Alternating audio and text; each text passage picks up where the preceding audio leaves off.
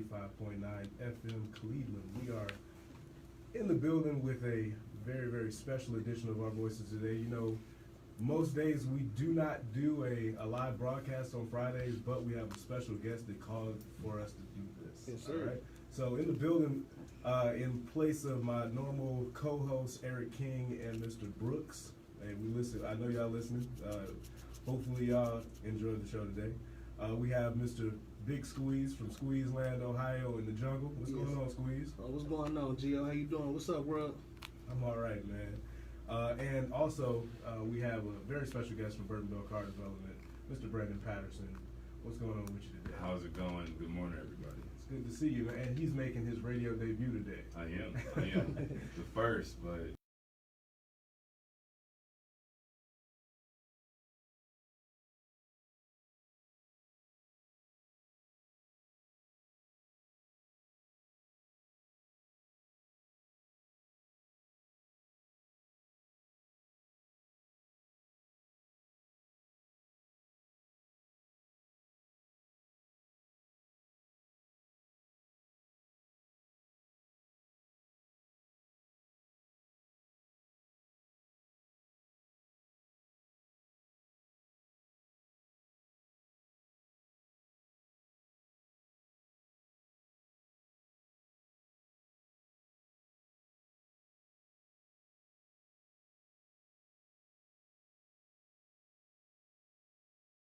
Cavaliers are down 0-2. I ain't want to kick the show off talking about this because you know how I feel about that. But you know what? We got Brown on our team, man. We ain't never down with Brown on our team. Boston, look out, baby. And we got to come to the city. It's going down. Oh yeah, so that's Saturday, and we are. Look, I'm not gonna watch the game. I'm not gonna do nothing. I'm gonna chill with my lady, Word. and then we're gonna go out and I'm gonna look at the results later. See, I feel you on that. You don't want to mess it up, man. Exactly. They probably won last time you didn't watch a game. Matter of fact, if you remember game one, Yeah. I fell asleep. I thought we lost. No. I woke up the next morning. My girl, Nah. she was like, "Hey, who won the game?" I said, "I think Toronto won. I think they won by like 2 or 3 points." Nope. I looked at the score. I was like, "Yo, Nope. Cavs won." So that's what I'm gonna do. I'm gonna go to sleep and wake up the next morning. I'm not gonna look. I'm It's gonna gonna turn be my phone 2-1. on. you're not a real Bounce Cavs back. fan then. You The said good- what? You're not a real Cavs fan. That's The not good true. times and the bad times. Cleveland is all about I'm a- you ride. Brandon. I'm If gonna they tell- lose, you lose. Brandon, I was at Central State University for 4 years. My freshman year, Mm-hmm. the Cavaliers lost 26 games in a row. Okay. I still wore my Cavalier gear, and Every everybody day. else was having Miami Heat gear. I repped and watched every Would game. they show that same level of perseverance this weekend? Ah. Put your Cavs gear on, turn on the TV, watch. I think you'll be surprised. I mean, they're going to win for sure. I'm confident. I think they're going to take it too. I see that happening. Yeah, no, for sure. We're going to be 2-2 going into early next week. All right, so Sound good. what we're going to do is we're going to go to our first break, and when we come back, we're going to bring in Dr.Umar Johnson. Yes, sir. And we want to know what he's doing in Cleveland. You know what I mean? It's not often we have a prince here in the city. Not often at all. All That right. don't happen. It doesn't. So when we come back, we're going to have Dr. Umar Johnson. You listen to Our Voices Today here on W.O.V.U 95.9 FM. Yes, sir.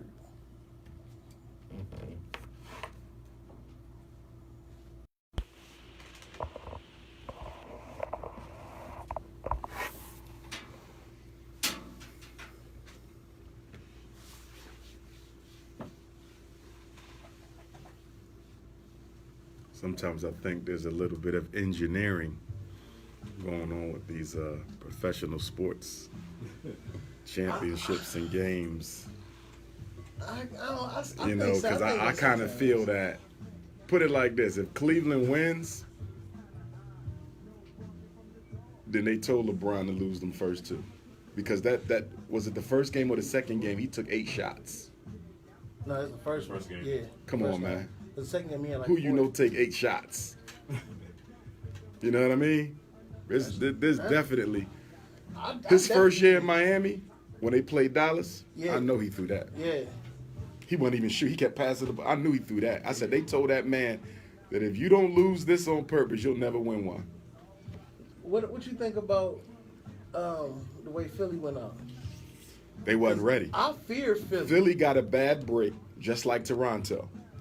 Philly bad break was running into a team younger than them. You feel me? Younger than Philly is the babies.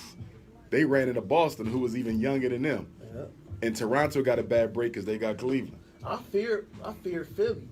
I was ready for. I thought we were ready for Boston. I think Philly had a chance to beat Cleveland. But after seeing how they got exposed, though, by Boston, I don't know. No, Boston is just. And I'm Philly. Right. You know what I mean? But they not ready. They should be ready next year, especially if they get LeBron or Kawhi. I see Kawhi. I don't see LeBron. You don't think LeBron leaving here? LeBron leaving. I think he's leaving. Oh, he leaving. I don't think He so. could. I mean, But there's one thing he got to weigh, though. He can't leave and not win. If he leaves, he must win. Facts. If he leaves and don't win, it tarnishes his I'm not legacy. gonna front That's though. true. Because the one thing he got going against him is multiple teams versus a Kobe, an MJ, a Larry, a Magic. They stayed with one team. You keep bouncing around, it's going to look like you cherry picking. So if he goes to another team, he must win. If he goes somewhere and finishes his career and don't, that's my big ouch. thing about him. It's like I know LeBron is a historian of the game. Mm-hmm. He knows that you can't go to the way Shaq went out. Nah. With like 7 different teams. Nah. It's just like Nah. ring chasing. Right. So Right. I mean, that's the one thing I keep in mind. I'm like, all right, LeBron may not leave, but if he does win, he don't owe nobody nothing. If he would have left Cleveland, He don't owe won the nobody title, nothing. Facts. He doesn't know anybody. After 2016, he don't owe us nothing. He got him their first ring. He done. Yep. He don't owe him He anything. don't owe us I know. nothing. And hey, LeBron does leave. Hey, more power to you. I will not bring jerseys this time. I ain't gonna be Yeah. mad. This Yeah. is the first time. I mean, a lot of people saying Houston, but that don't look like that fit for me. I don't think. First of I all, they see don't him need going him. to the West. Period. I don't You see know what I mean? that They happening. don't need him, and he's not going to be the man. If he goes to the West, he don't have that guaranteed. No, trip he to the don't. It's finals. too tough over there. I don't see that happening. He need to stay east. Wherever he going, it's gonna be in the East. It's gonna be either Philly or Milwaukee. I think Milwaukee is sleeping. You know what'd be funny though? If Boston take LeBron and trade trade Kyrie. Think about it though. I would do it. Think about I it. would. If Boston had LeBron with what they got, it's over. Hey, if you really think about it, That'd be a do hurt they piece for really- Kyrie, though. Do they really need Kyrie? I bet That's you a we hurt would- piece for I bet you Kyrie. we wouldn't be down 0-2 if Kyrie played. Because Kyrie, what he give you on offense, he takes so much more off D. Look, the Celtics don't need Kyrie Irving. Celtics What don't they need needed was Kyrie. for him not to be playing for the Cavs. That's I'm gonna true. put it like That's this: true. they won't need Kyrie Irving in about 2 years. Right now, They in the Eastern Conference Finals without him now. yeah, but I mean in terms of winning the ring, They just didn't. they need him 2 playing. years from needing him. I Because think- right now, Rozier, none of them guys are better than Kyrie. Not right now. Not But in offensively. 2 years, They can't win the title they without nah, you ain't winning the title without.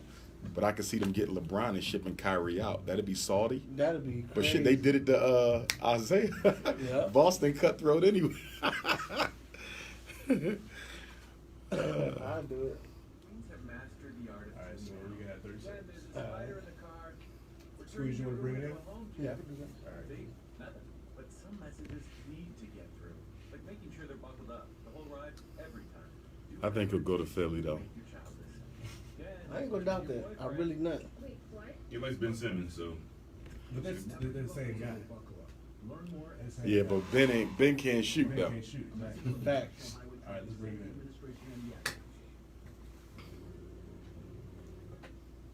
What's up, It's your boy Big Squeeze, W.O.V.U 95.9 FM. I'm here with the homie, close personal friend of mine. He like, yo, I don't know you, dude. I got Dr.Umar Johnson in the building with me right now. How you doing, sir? Peace and love, family. Glad to be back. Cleveland, stand up. Ohio, I'm here. It's going down tonight. African American Museum of Cleveland. Doors open up at 5. Program at 7. All children 17 and under, and all elders 65 and older, they get in there for free. Oh, that's dope. That's So, dope. Doc, what is the event about? My focus is going to be on education and economics. I stand on the premise that those are the 2 biggest areas, most important areas that we need to address as a people in order for us to bring about true political economic liberation. There's a lot of other aspects of the struggle. There's a lot of other aspects of our backwardness as a people. But if we want to start making some forward progress, we have to address economics and we have to address education. We have to address education because you have to prepare the next generation of African children in the responsibility of nation building. And you have to deal with economics because economics is the lifeblood of a people. If folks don't have food, clothing, and shelter, which can only come by way of economics, then how do you organize a people who are barely surviving?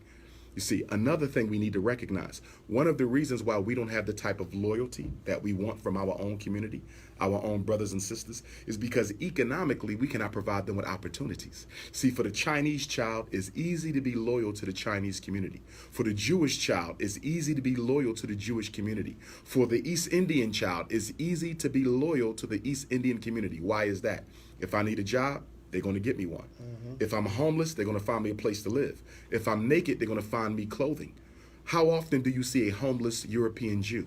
How often do you see a homeless Chinese? How often do you see a homeless East Indian? You don't, because they look out for the whole.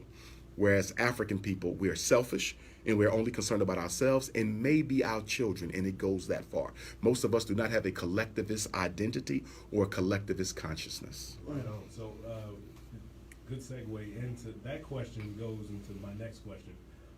So how can we as a people progress? So I know you. Oh, I don't know you, but I know you. I got you. I followed you. And so you've been preaching this stuff for a while. How can we actually move forward and actually have steps and a solution to actually do these Well, things? remember, all work that must be done for African people must be done through teamwork.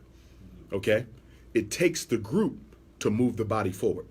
There is no lone man at the top. There is no lone woman at the top. The reason we have a hard time understanding that it's going to take collaboration in order for us to get this done is because most of us have been brainwashed with the white Jesus concept, which basically says that one person can solve the problems for all of us. So we've been raised in the church, and in the church, Jesus comes and Jesus solves everyone's problem. And because of that, most of us are looking for that black knight in shining armor to swoop in and save the entire community. And one of the reasons we love believing in the Jesus concept of a lone savior is because it absolves me of responsibility. See, as long as I think someone is coming to save black folks, I don't have to be disciplined with my spending habits. I don't have to be more responsible with my children. I don't have to sacrifice my blood, sweat, and tears to help out other black people because a lone savior is coming. And this is why black people love to prop up one leader, because he now becomes the scapegoat, the excuse, and the justification for why everyone else has not changed their political and economic behavior. Like the Barack Obama syndrome. Without question. Okay.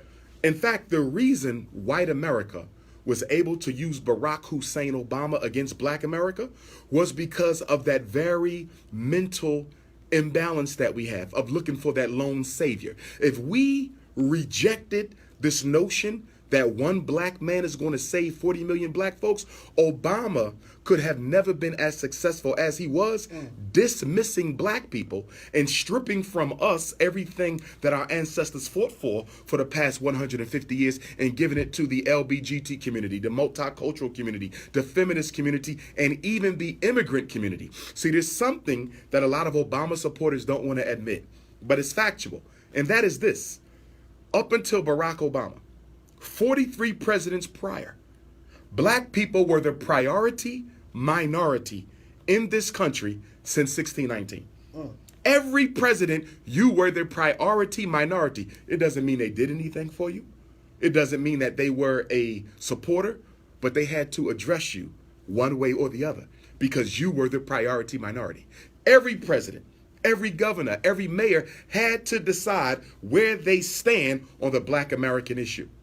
After Barack Obama, you're no longer the priority minority. So from Donald Trump forward, black people never have to be considered at the political table because we allow one black man to take everything we fought for, give it to another population and take our entire black agenda off the table. So Donald Trump don't have to address black folks. The next president don't have to address black folks. And it's our fault because we allow racism to use a black man to erase black people's issues off the political table. So you feel that politically black people are worse off after Obama than Look at the before- statistics. than before Obama? Look at the statistics. Education, higher dropout. Incarceration, definitely up. Home ownership, down. Black share of the wealth of America, down. Our statistics under Barack Obama are worse than they were under George W. Bush and his father. And the reason for that is because we said, since the president is black, he don't have to do anything else but be black. That was one of the worst public proclamations we could have ever made. Even if you feel that way, you don't let white folks hear you say that. Even if you're comfortable with the president being black, you don't let the world know that this man don't have to do a damn thing for me except be black.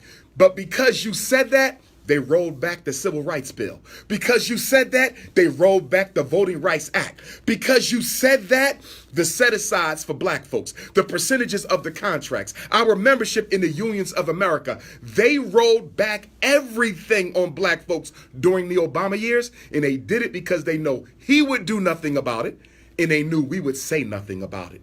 If you want to control black folks, put a black person in office. And that's why statistically, when you look at our condition as a people, since the rise of the black politician, which began in the 1970s, each and every time we get a black politician, the condition of the community gets worse. You've had a few exceptions, a Maynard Jackson in Atlanta, a Adam Clayton Powell in New York. There are few exceptions, but they are few.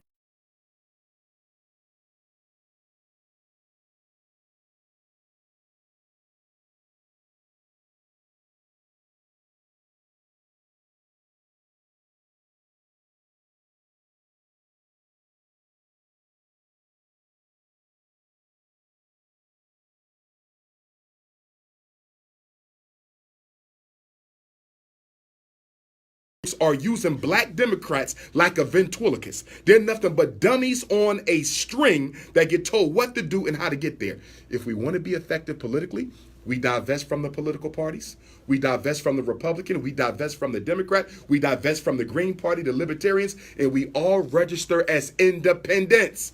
We don't need to be a part of a white party, and we don't even need a black political power, black political party. What we need is a black political union. Organized blocks of black voters who are willing to cast their vote in the direction that benefits the black community. Okay, so I guess to reframe my question. Sure. I'm just asking in regards to like the presidency, right? Yes, sir. In regards to the office itself. Yes, sir. Your argument sounds as if you're saying that now the presidency has less to black people have less to bargain at the table with, Oh, absolutely. with it. Absolutely. And I guess my question is, that argument to me sounds misleading in the way that George Bush, Clinton, you even look at Lyndon B. Johnson, JFK, even if optically black people are at the table or they're creating policies to support black people, we are always at the bottom of every statistic. Even if you're looking at after the Civil Rights Bill is being passed, what is really being done in order to support black people, especially when you bring in Reagan, especially when you bring in Nixon. So I guess for me, it seems like it's easy for us to highlight Barack Obama, right? I think it's easy to make it controversial, but when you look at the presidency itself, regardless of if black people seem to be at the table or if bills are being passed to support our people, every president has immensely failed Barack Obama just due to the level of systematic. Let's stay with your premise, which I agree with. So taking your premise, my question then becomes, if every president has been a dismal failure with regard to black people, which I totally agree with, the only difference with Obama is you don't even get brought up in the conversation post-Obama. Pre-Obama, you got brought up in the conversation. You don't even count no more. But staying with that premise, if you are correct, and I believe you are 100%, why did we single him out as a success story when his presidency brought nothing tangible and measurable to the black reality? Sticking with your premise, because it is correct. Why was he celebrated when his presidency was no more beneficial, measurably, practically, and materialistically than the 43 that preceded him? Because isn't it embedded in the black identity that we are all aware that we are given very little, and we make the most out of what we're given? I think Okay, so you're making the assumption that Obama was a gift to black folks. No, I'm making an assumption that Barack Obama was black, and he was given what we all get, which is a little bit of nothing, and you make a little bit of something out of a little bit of nothing. And what did we make? What was the little bit of something we made out of that little bit of nothing? I think even if you bring up, let's say, police brutality, right? Mm-hmm. So did we get any large overarching policy? No. We ain't asking for large and overarching. Did you get any policy against police brutality under Barack Obama? I think we Name got a one. level, Name one act. Hold on, wait. Okay. I think we got a level of leadership.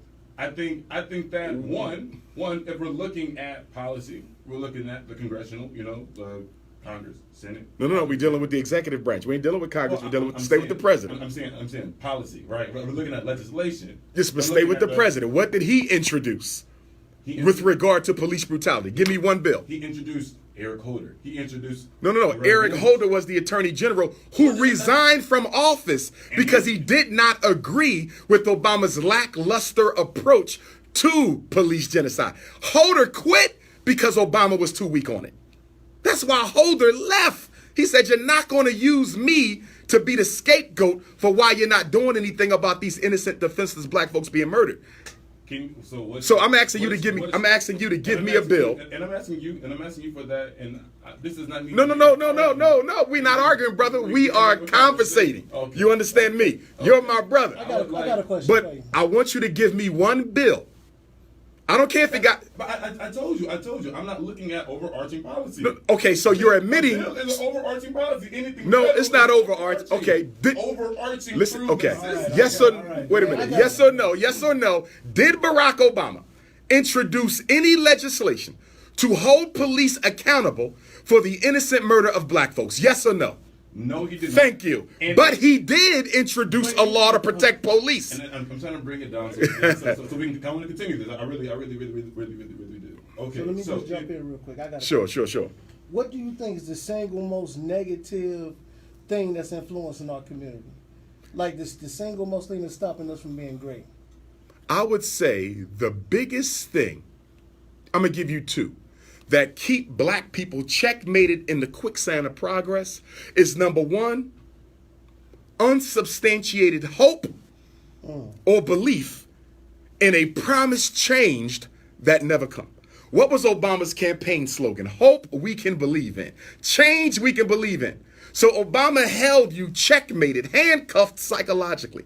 For 8 years, delivered you nothing. You know why we don't move anywhere?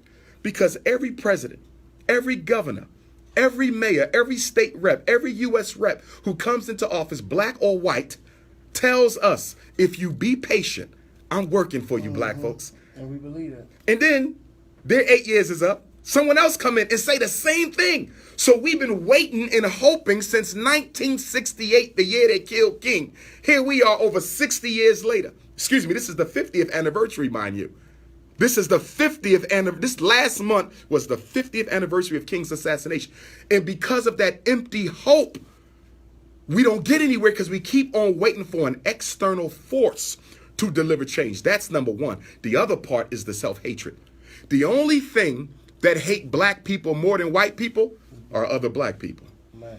And until you change that intense psychopathological hatred of each other, you will change nothing else. Can you explain to me why knowing the root of a problem is just as important as knowing the solution? The reason you must know the root is because if your conceptualization of the problem is incorrect, all your solutions are worthless. Do you understand? And the problem with black folks is we walk into the room and we'll know the problem, but we don't know the root and how it operates. So let's take miseducation, right? Okay. You know the schools don't work. He know the schools don't work. He know the schools don't work. She know the schools don't work. I know the schools don't work. We know the problem. But do you know how it operates? In other words, why don't the schools work? What are the specific variables going on in Cleveland public schools that keeps black children underachieving? You got to be able to say it's the racism, it's the special ed, it's the ADHD, it's the fact that public school was never designed to make black children work, the lack of black male teachers. You see, so only if you understand how a problem operates can you solve it. Black people name problems and they say, let's solve it now. You may have cancer, right? I may have cancer, God forbid, but unless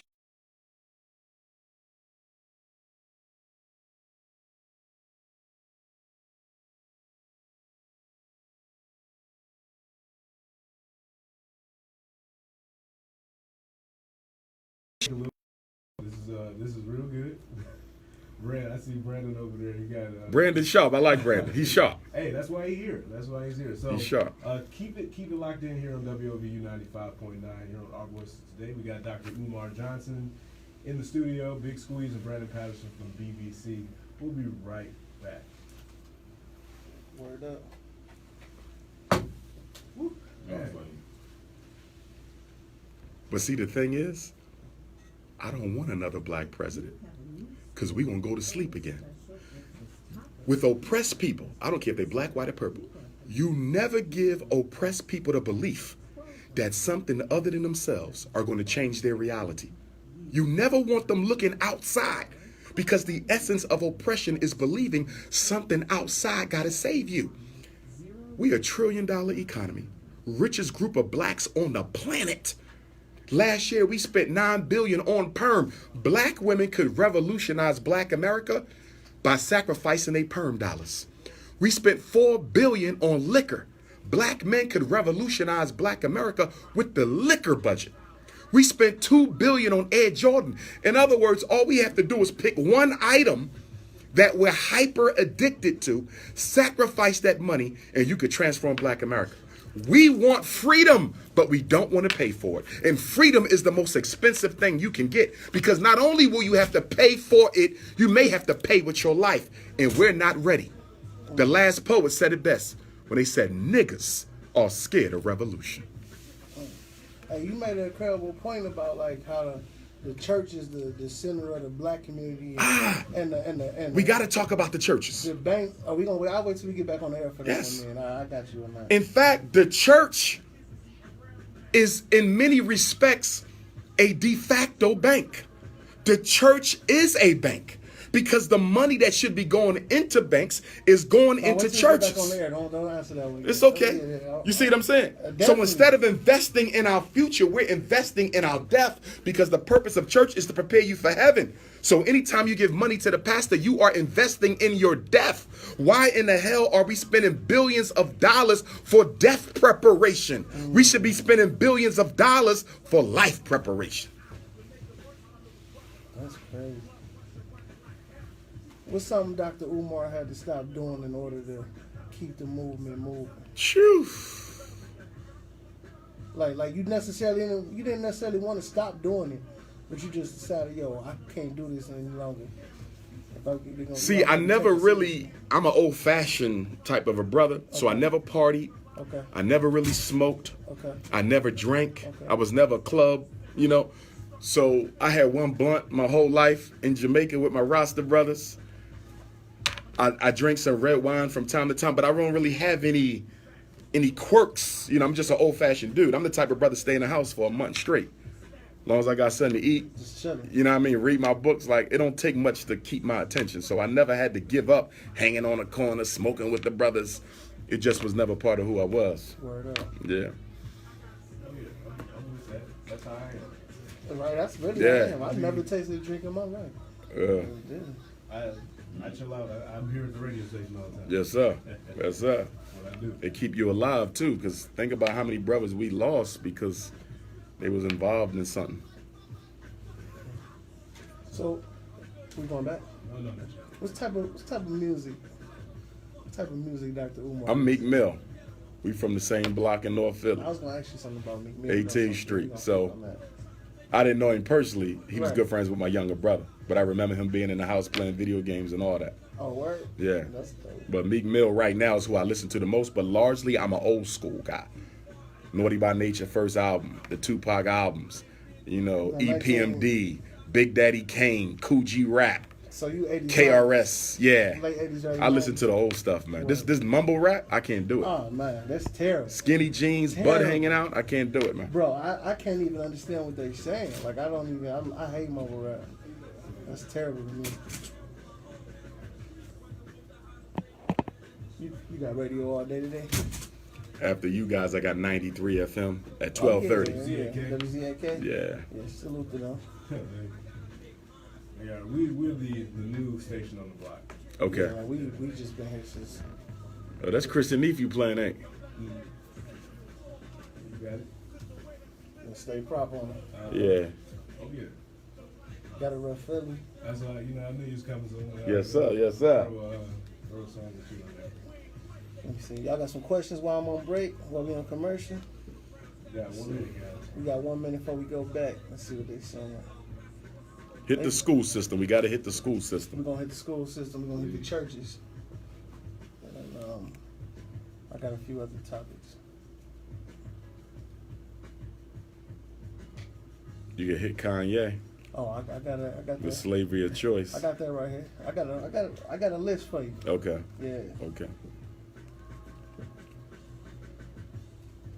Squeeze, you can bring it back in, all right? All right.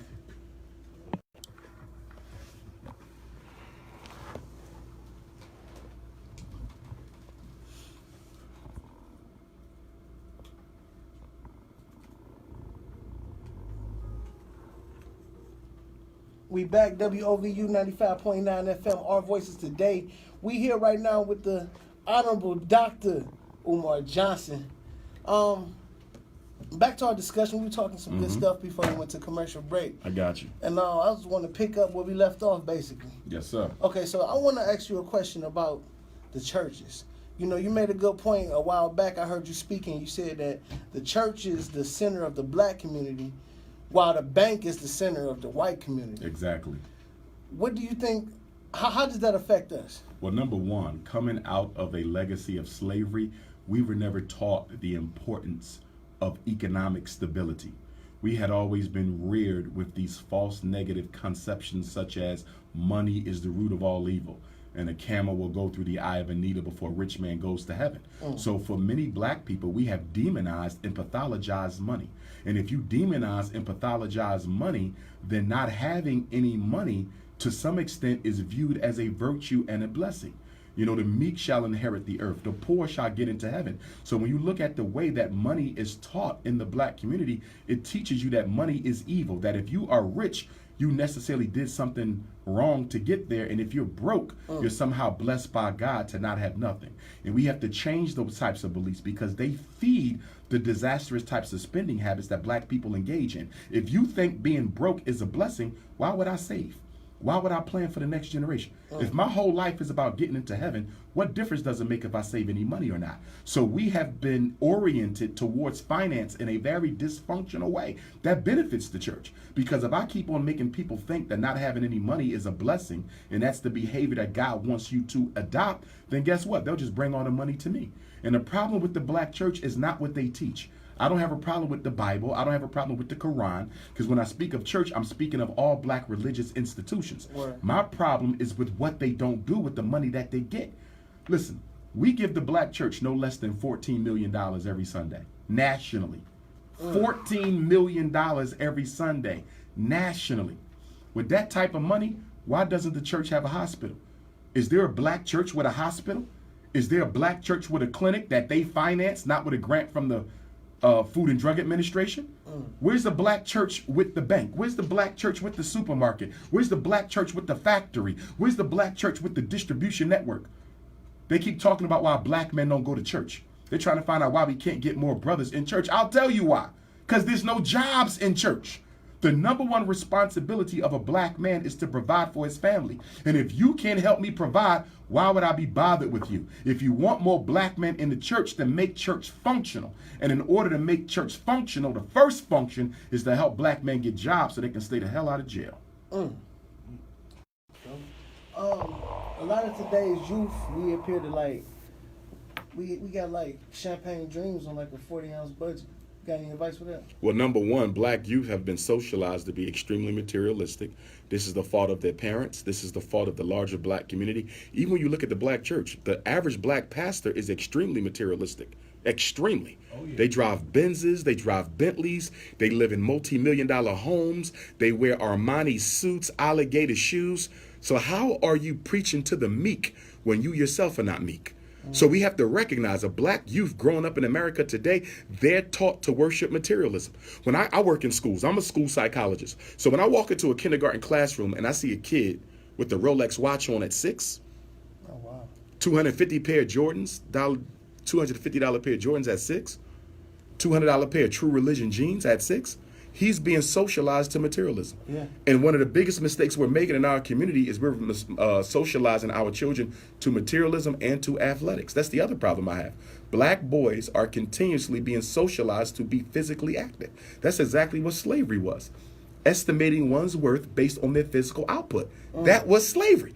But we got all these black fathers telling their sons that, you know, the way to make it, the way to get rich is to be able to catch that ball, be able to run down that track, be able to shoot that basketball. You're socializing him to physical activity. That is slavery, measuring your son's worth based on his physical output.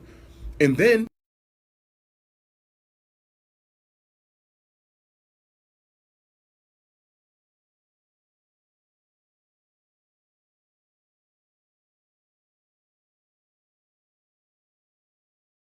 in the community, the black male professional is the reason why we don't have role models in our community. The doctor used to live in the ghetto. When W.E.B. Du Bois taught at the University of Pennsylvania, guess where he lived at? Now, this is America's top black scholar. He lived in the ghetto with the rest of us. Wow. The PhD lived right next door to a single black mother on public assistance because racism didn't allow you to live with the white professors. So back then, there was no separation of status. That's a great, You see, now we have a separation of status. So once a Negro get a master's, he's out. So the dentist ain't on the block no more. The principal not on the block no more. The engineer not on the block no more. The psychologist not on the block no more. So the kids are automatically looking to the rappers because the black professionals have abandoned the youth. That's a great segue to my next question. I believe that segregation had more pros than cons. I think it brought out the best of us. What's your view? Segregation had more pros than cons. Yes, I agree with you. We did better when we were separate. But why did we do better though? Because the white man didn't allow you to participate in his reality. The reason you had a black Wall Street in the first place is because the white man did not allow you to participate in his reality. The only reason why they desegregated black America was to get the black dollar. In fact, when you look at the Civil Rights Bill doesn't fall under human rights law. The Civil Rights Bill falls under antitrust and commerce law. It was an economic bill. It wasn't about respecting black people. It was about disintegrating the black power base. It was about making sure white capital could exploit black money, and we fell for it. Let's be clear. America never integrated black America. America only desegregated black America. In other words, they simply said, if you want to live in this neighborhood, you can. If you want to come to this college, you can. If you want to work in this factory, you can. But they never forced you to do it. Here's where we blame the government for something that we're responsible for. The government never said give up your private black public schools. The government never said give up your private black hospitals. The government never said give up your private black supermarkets. So they allowed us to. They allowed us. They desegregated. They never didn't need our own anymore. We couldn't wait for white folks to give us a chance to be with them. Wow. You understand? Yeah. We couldn't wait for white folks to give us a chance to be with them. What's one of the biggest topics trending now? Should black men date white women? Now I dealt with this on Roland Martin. I dealt with this on the Breakfast Club. Jumping into my question. But stay with it though. All right. The black man's fetish for the white woman is probably the best example that we can show you how much we are in love with our oppressor. Okay, let me just speak on it then, because that was my next question. That's like basically the only thing I disagree.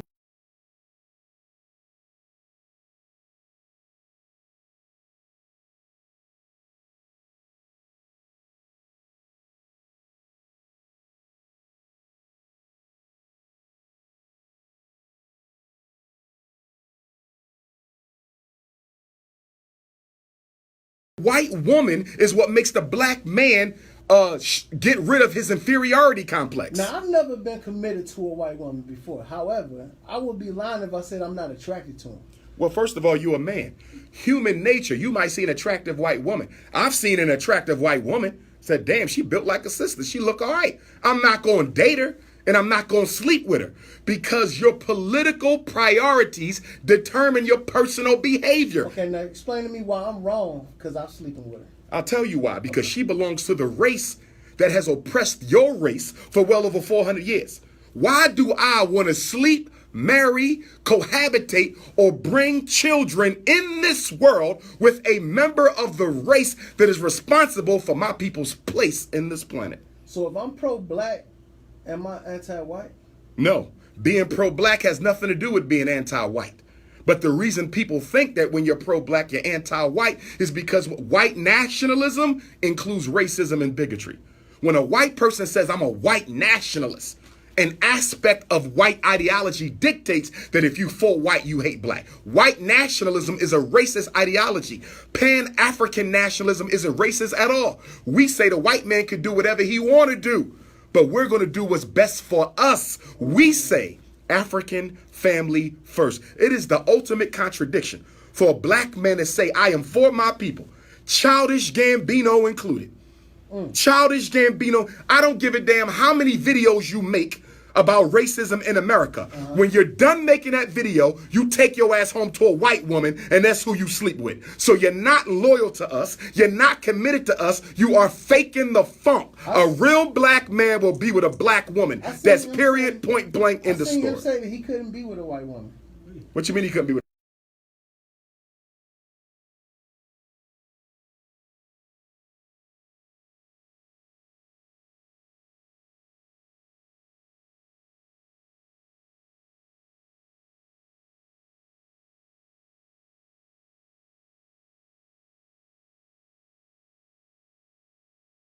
Ain't So no this, with a so white this, woman. this is a good segue because we were talking in the break. We wanted to talk about Kanye a little bit. Yeah, that was my next All one. right, Yeah, go ahead, okay. Squeeze. Do you think? All right, Kanye West recently said a bunch of interesting things, all right? I personally disagree with some of them, but one thing I did agree with was the free thinking aspect of it. What he said? What was? He said that America needs to be more independent in their thinking. They need to have thinkers. Okay, we need more free thinkers. So then my question for Kanye West, if you're such a free thinker, why is your hair dyed blonde? If you're such a free thinker, why are you with a non-African woman? If you're such a free thinker, what in the hell have you done for Chicago, your hometown, lately as a millionaire? Talk to him. You see, my issue is Kanye West needs to manifest what he's talking about. But see, I've always had an issue with black entertainers being our spokespersons. Are you aware we're the only people whose entertainers are their spokespersons? You never see Seinfeld. Seinfeld was one of the most popular American shows ever. Yeah. He was probably the top Jewish comedian. He was never the spokesperson for European Jews. Facts. We're the only people whose athletes and entertainers are our spokespersons, which is ironic. Why? Because the black athlete and the black entertainer is normally the most coonish member of the community. Their whole life is dictated by white folks. Okay. When we looked at the Colin Kaepernick protests, okay, which I think was probably one of the most cowardly incidents in the black community, the way in which I saw Ray Lewis, Deion Sanders, who was my favorite football player, act like a coon. Shaquille O'Neal, Charles Barkley, act like a coon when they was asked about what Colin Kaepernick did, instead of saying that brother did a good job because police out here killing black folks. You know what they said? Oh, he made a mistake. He should apologize. Michael Vick said he should cut his hair so he can be more appealing. These are the biggest, strongest black men in the community, and they're also the most cowardly. Wow. So wait, going back to the Kanye and Childish. So you take a black man who is with a white woman. Can black men who are married to or have babies with white women do good for the black community? Can a black man who is married to or have babies with a white woman do good? They can do some good, but they can never be part of the ultimate good because they're part of the ultimate problem, love of one's oppressor. So Kanye or Childish Gambino, they might come build an institution for the community. They might do some charitable event for the community. But at the end of the day, they're not ready to say that all white people are racist because they're sleeping with them. And in order for black people to come out of our quagmire, we must all be able to admit unapologetically that all white people are racist. Because as long as you make an exception, you allow infiltration into the movement. They can be of some good. They can never be of ultimate good. So if they can do some good, when we're looking at like the levels of goodness, Okay. then where do we as black people say, okay, Childish Gambino, you can offer something good to us? Do we reject? No. what he's If offering? Childish Gambino wants to do something in the hood, you let him do it. You never stop any black person from doing something that's useful. But when we go into a meeting room like this and we about to strategize how we about to take over the politics of Cleveland, we about to strategize how we going to corner the hotel market in Cleveland. We about to strategize how we going to take over the produce industry in Cleveland. When we strategize about how we going to take over the shellfish market in the state of Ohio, Childish Gambino can't be there. Why? Kanye can't be there. Why? Because Pillow Talk is a mother. And when they go home at night, they sleep on a bed with a member of the enemy's camp. And in that free speech, and while they digging up in her white stale cookies, they going to release some of the secrets that we discussed in this meeting. And that's why they can never be part of the ultimate good. Choose who you want to stand with. We got to stop letting black people think you can talk black and live white. The struggle is not part-time. This is a full-time struggle. But what we want to do is spend 8 hours with black folks with the fist up, and then we want to spend the other 18 hours with white folks sleeping with them. Not at all. You are with us or you are against us. There is no middle ground. So what you're saying is that there is no, what I'm hearing from that is that if we're looking at the table, we're looking at the strategy, that there is no value in Childish Gambino or in a Kanye West. No, there's some value. But here's the question. The value isn't. Let me tell you the biggest problem we got in the black community right now: unmarried single black mothers. That's one of our biggest problems. The black woman is less likely to get married than any other woman in America. So if you want to fix the family, fix the nation, fix the community, you got to do something about that situation. Word up. So Childish Gambino walks into a room with 100 black boys. 100 black boys with a white wife. How in the hell does he tell them that they have an obligation to black women when he doesn't even demonstrate an obligation to black women? You see, it's deeper than his superficial charity. It goes to what you represent and what type of example you're making for other black boys. Are you married? Not married. I will be. I have 2 beautiful daughters, 16 and 7. So if the family is the greatest unit, It's right? the greatest unit. And if we are role models, Yes. leading by example, and if we have to sacrifice, Mm-hmm. right? Wouldn't that be? And I guess I don't want to ask. No, go ahead, my brother. Throw it out. But That's what we here I for. assume you're, middle-ish age. Yes, sir. Why hasn't that been a sacrifice that you have made? The reason I'm not married yet is because, number one, the Lord didn't show me the queen for me before this responsibility came on the international level. I always say every day that if I could ask God 2 things, my ancestors 2 things. Number one, why didn't you give me a wife before you gave me this responsibility? And why didn't you give me a team of people I could trust? If I had a wife and a team of people I could trust, I know for a fact I'd be eons further than where I am now. I know a wife is necessary in order for me to complete my mission. She's essential, but I must choose her carefully now, because being an international personality, the women who I meet are more interested in what I am than who I am. They don't want the struggle. They want the Facebook pictures. They want the limelight. They want to sit at the dinners. They want to travel around, but they don't want the sweat and the tears. They don't want the arrest. They don't want worrying about the FBI manipulating your success. They don't want none of that. They want the bourgeois aspect of being Dr. Umar. They don't want the struggle of being Brother Ifatunde. And because I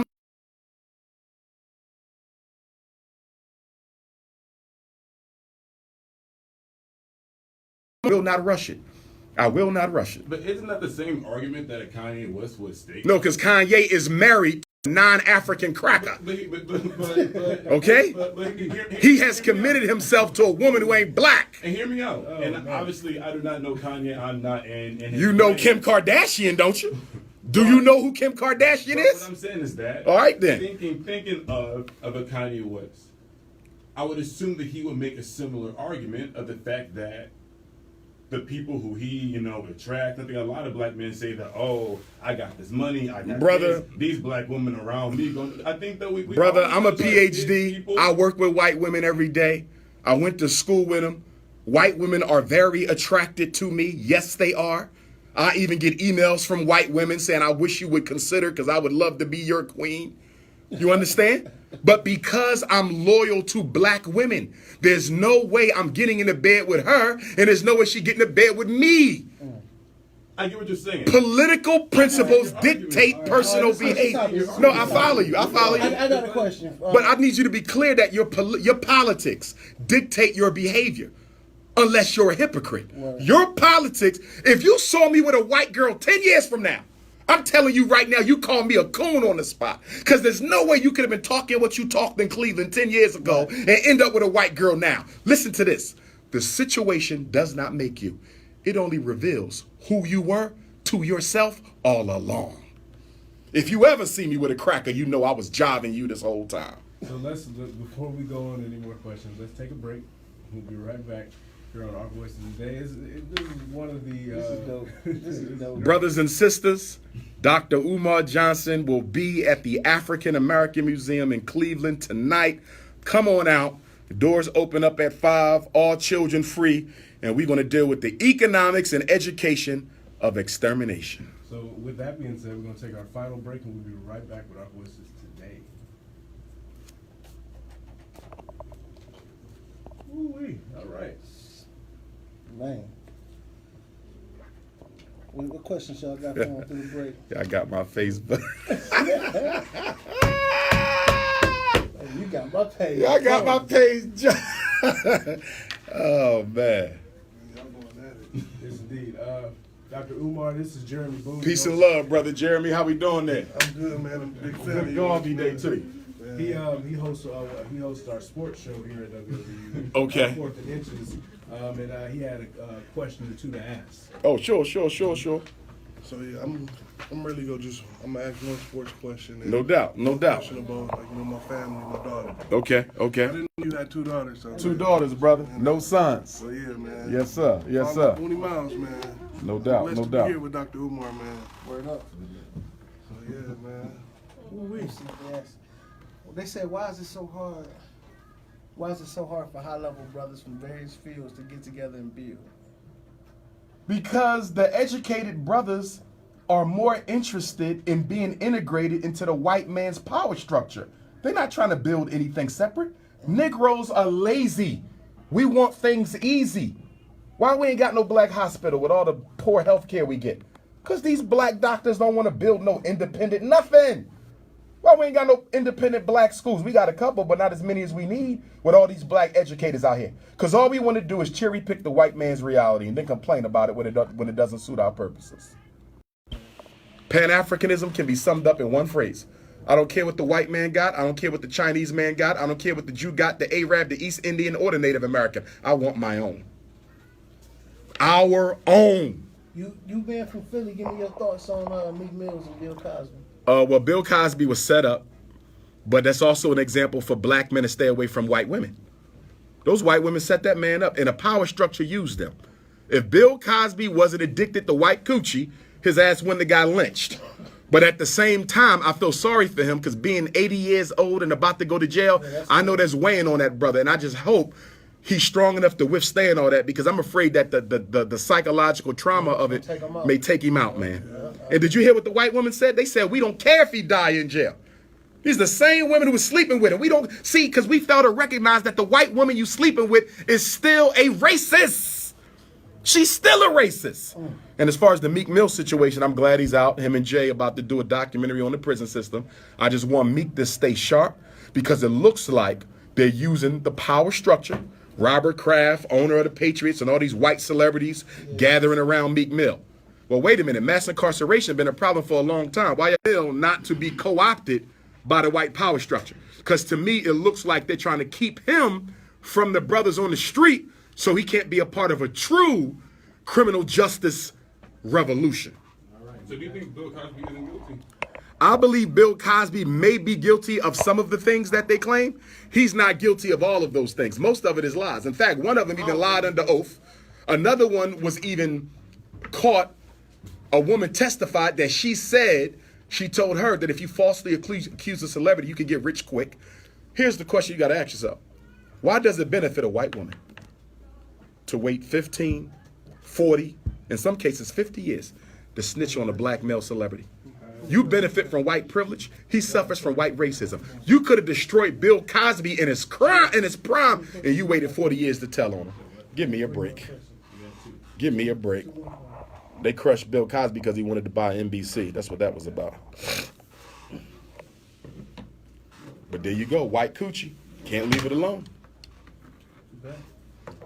Bill Cosby, Kanye, and Childish Gambino, white coochie lovers. All right, and we're back with our voices today here on W.O.V.U 95.9 FM, and we have a couple more things to go before the hour is up. We brought in Jeremy Boone from Fourth and Inches. You can hear that show every Monday, Wednesday, and Friday at 2 o'clock. 2:30, excuse me. And it's live, all right? So Jeremy had a couple questions for the good doctor here in the studio right now. Jeremy, go ahead and do your thing. Well, first I want to say thank you for having me on, Gio. Man, I appreciate being here with you. I'm honored to be here with Dr. Umar Johnson. Oh, the honor is mine, brother. Man, you kind of touched on it earlier about the Kaepernick situation. Yes. Right now, he had a collusion case against the NFL. Yes. So I don't know if you saw that it was.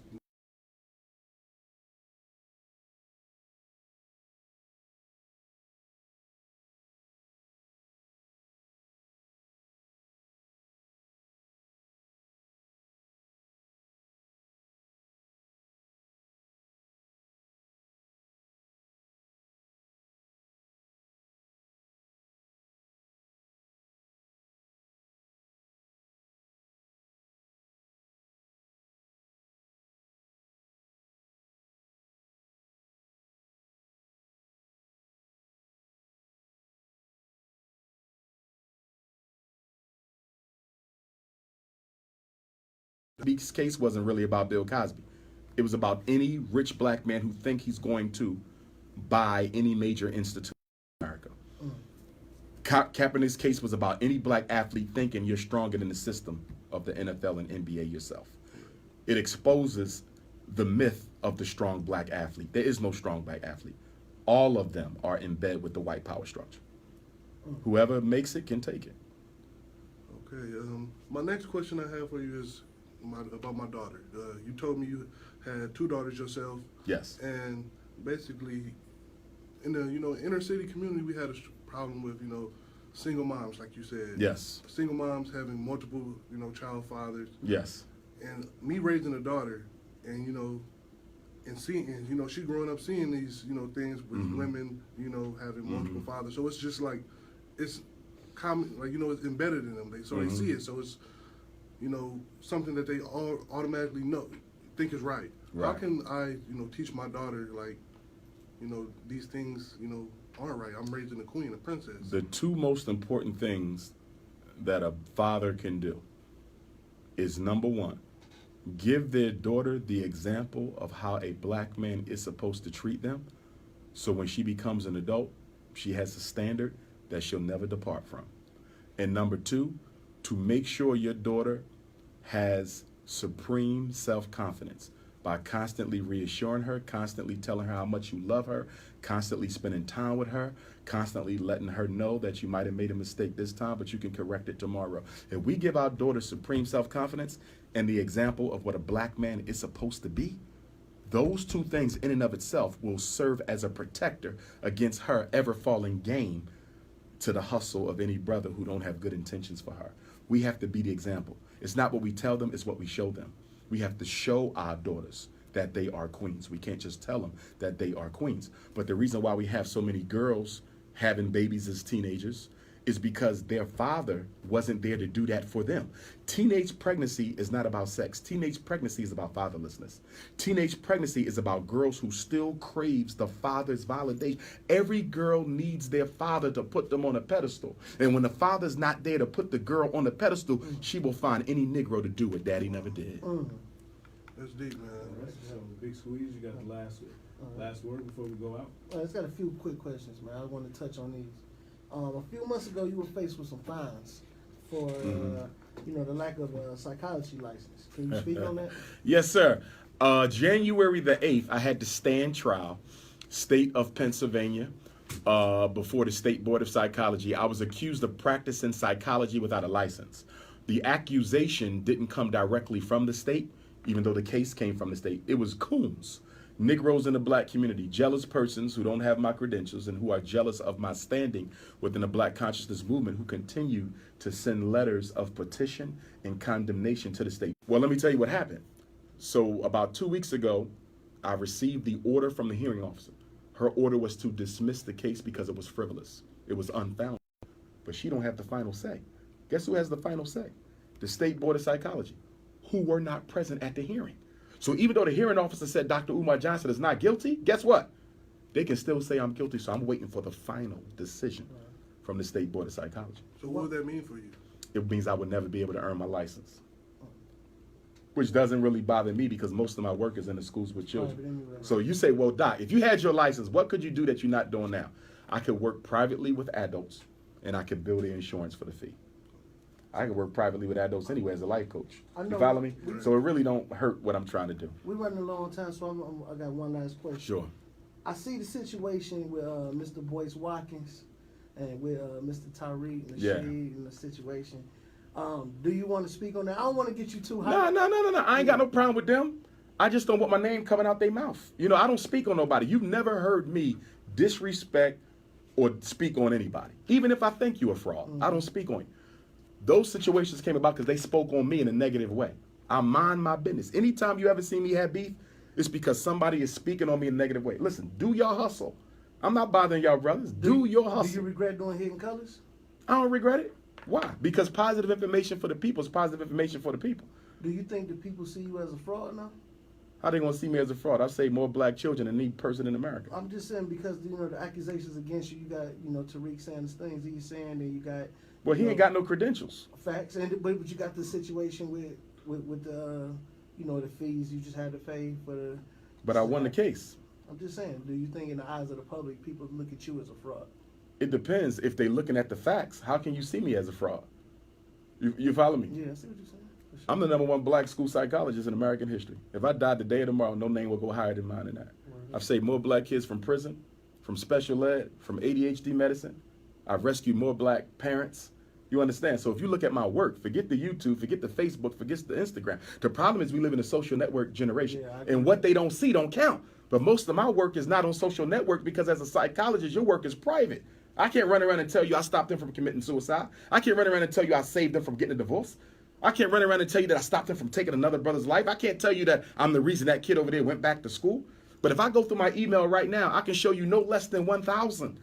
No less than 1,000 emails from men, women, children across the world, not just America, who say, you the reason I made it. You the reason I'm not in jail. I just met a sister on the street the other day. She stopped me. You know what she said?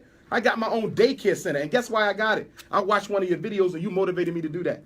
I got emails with married husband and wife saying, you the reason we didn't get a divorce.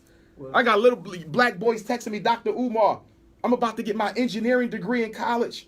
6 years ago, I was on the street and you came and spoke at my juvenile detention center and you changed my life. Right. So anybody who look at the sum total of my work, if I'm a fraud, what must everybody else be in the conscious community? Because I'm damn sure more relevant than all them put together. Right. Every last one of them, elder or youth. You can't name one person who's putting more work in the black community than me in the conscious community. Not one. Salute to you, sir, man. I'm done with my questions, and I want you to know that this was an honor. Oh, I enjoyed it. Very great. Enjoyed it, fellas. Brandon, yes, sir. Anytime you're welcome. Tonight, Cleveland is going down. African American Museum. Doors at 5, lecture at 7. I'm ready to go. I will have my book, Psychoacademic Holocaust. If you don't have one, you need to come get one. How can people give you a follow? Oh, they can follow me on Instagram at Dr. Umar Johnson, Twitter at Dr. Umar Johnson, and on Facebook and YouTube, I use my African last name, which is Ifatunde. So on Facebook, I'm Dr. Umar Ifatunde, and on YouTube, I'm Prince Ifatunde. Facebook, Dr. Umar Ifatunde, and YouTube, Prince Ifatunde. All right, so one love. Thank you, Dr. Umar. That was a good one there. Right on. That was a good one there. You listen to Our Voices Today, Big Squeeze. Brandon, I thank you for coming in. Jeremy, we'll hear you at 2:30, right? We're going to be live. There we go. So we want to thank you. We want you to come back next week when we have Mr. Brooks and Mr. King back. You listen to Our Voices Today. Thank you and have a wonderful weekend. We're out. And it was a pleasure, man. Oh man, the honor's mine. Y'all should come through tonight if y'all available. Definitely, man. I can get y'all in there because y'all did the interview. You feel me? So just text me and be like, Doc, you know what I mean? We gonna be there at 8 o'clock, and these the names, and I have them put them on the front door. You feel me? So just shoot me a text. I definitely come. This is a good one. Great interview. Great. So, what's going on with your school life? Oh man, I was just telling them that I was gonna rent a school up here in Garfield No, I Heights, heard. Catholic school. I'm just still looking for the school, bro. They keep on redlining me, man. These Catholic schools. So we just gonna keep pushing. I think it's on divine time, though. Yeah. You know what I mean? I think it's on divine time because I should have had it by now, but the Lord wanted to wait for some reason. It's out of my hands. So you think? It's I just think it's gonna show when it's time. So you think they just giving you pushback and like with buying the school? They don't want me to, because they know what I'm coming with. They don't even want to imagine what I'm going to do. I can only imagine, man. Because I'm telling you, when we come, you going to know it's us. You going to see, you can say, that's him. Yeah. You going to know it. And we need that though. We need Oh, that it's coming. shot, man. We It's need that coming. shot, man. For real. Definitely coming. That was dope. Always. Y'all done got Facebook. I got a brother on here saying my wife is white and I don't like you. The one sister, I can't think of her name now, but they tried to get her to go against Muhammad. Elijah Muhammad who? Muhammad. They You talking tried to. She was like Recently? Yeah, this was like A young the girl? last 6 months or so. Or they try to get it to go against Minister Farrakhan. Miss Farrakhan, I said. Okay. Muhammad. Yeah, Mr. Farrakhan. Yeah, the sister. She's still strong, though. Yeah. I respected her for I that. seen that, man. Because normally when the Jews bark, black folks run under the And table. the thing is, she ain't even fully agree. You know what I'm Right, saying? but she just saying, I'm not condemning Yeah. no black leader for you. Yeah. That's the same thing I'm going to do. If I don't like my man, ain't no white folk going to get me to throw him under no table. Right. Because at the end of the day, if I'm out here and I got the scuffle with a bunch of crackers, he going to fight for me. You not. Right. You not on my team. Right. And we got to understand they not on our team. We've been dealing with this shit for 400 or 500 years, and we still out here fishing for good white folks. We fishing for them. And that's another. And every Negro with a white woman thinks she's the exception. Get the hell out of So here. why you think our leaders always telling like black people like you gotta be forgiving? And Because they scared of white folks. They scared of white folks. One of the biggest problems we got is our leaders choose us. We don't choose them. So who would you say are? When somebody say they're a black leader, did you vote for him? No, black leaders are self-selecting and self-serving. And that's a big problem we got. Until we start voting, me personally, I believe we need to vote. We need to have our own Black America elections. We should have our own president. It should be a man and a woman together. Our own council of leadership. You understand? Our own Congress. We need our own people to go to war for us, and we should pay them. So we don't have to worry about them being sold, being co-opted, and paid off by other folks. It was a pleasure. So if you have a black leader, who would you say is the leader? See you later, boom. I think there's a lot of brothers and sisters out there. Pleased to meet you, Brand. Listen. Very take care. sharp, man. You need to get that book out. But But nice to meet you, Mr. Man. I think there's a lot of brothers and sisters who we don't even know about yet, who need to be given an opportunity at leadership. See, the people on YouTube, you know, they're not necessarily the best. Right. You know what I'm saying? They just want to be seen. That's why they're on YouTube. They love being seen. They got an ego need. We need to look at real grassroots brothers and sisters doing work who ain't beholden to the system. First of all, you can't lead black folks if you work for white folks. That's rule number one. You cannot lead black folks if you work for white folks because it's a conflict of interest. That's why the president of the Urban League and the president of the NAACP is no good because they're paid by white corporations. You see what I'm saying? How you a black leader and you work for white folks? Facts. I know I don't travel nearly as much as you, but from my experience, racism is stronger up north than it is down south. Say that How you feel again. about that? I said I feel like racism is stronger up north than it is down south. I think it is only because black people pose a greater threat up north, whereas in the south we tend to know our place and stay in it. That's true. You follow me? That is true. I agree. Remember, racism is not aggressive when black folks know their place.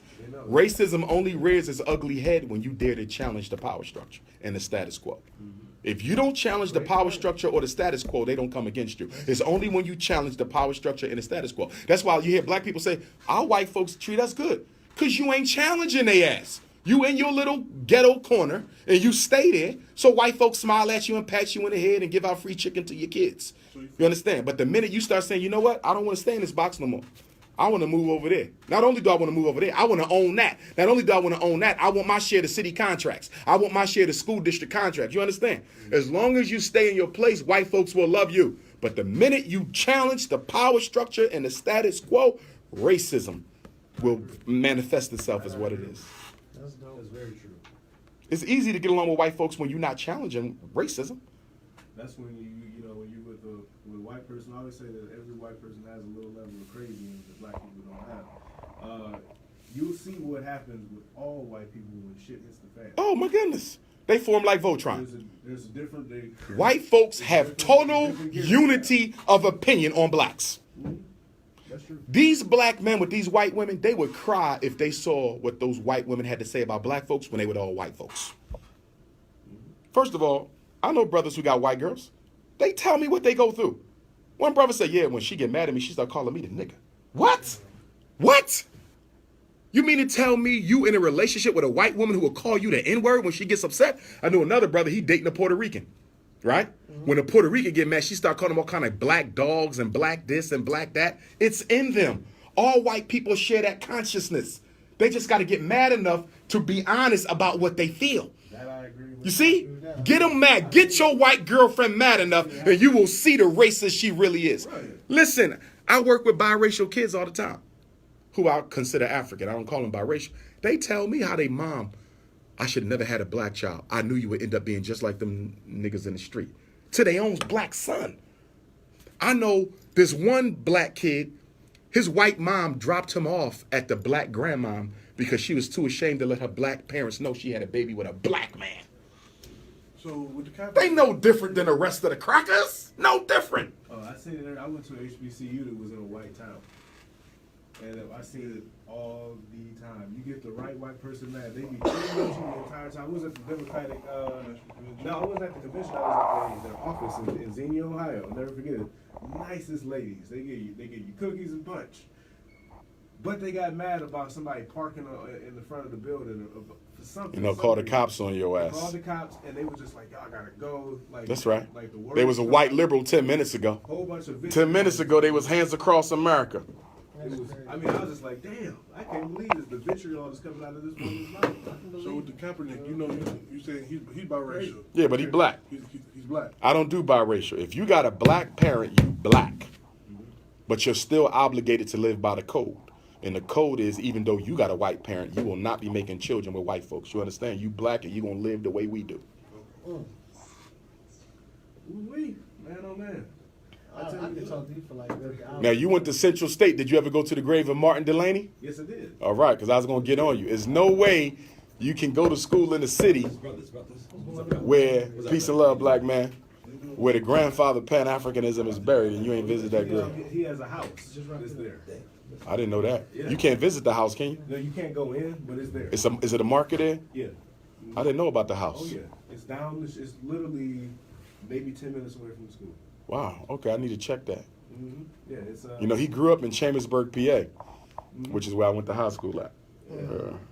Martin Delaney. He the one who came up with the quote, Africa for the Africans. It was Marcus Garvey who added Africa for the Africans, those at home and those abroad. Yeah, Delaney was hard, but people forget about him. First uniformed black officer in the U.S. Army.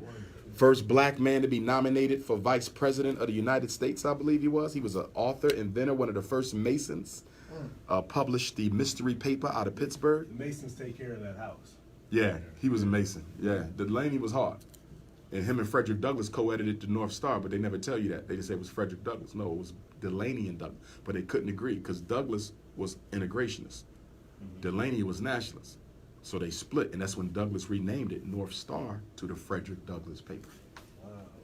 They keep all the nationalists out of history. They don't give you that. They don't give you the nationalists. They don't give you the nationalists because they don't want you to know that. When I find out something I didn't know, yeah, I'm like, okay. Man, That's dope.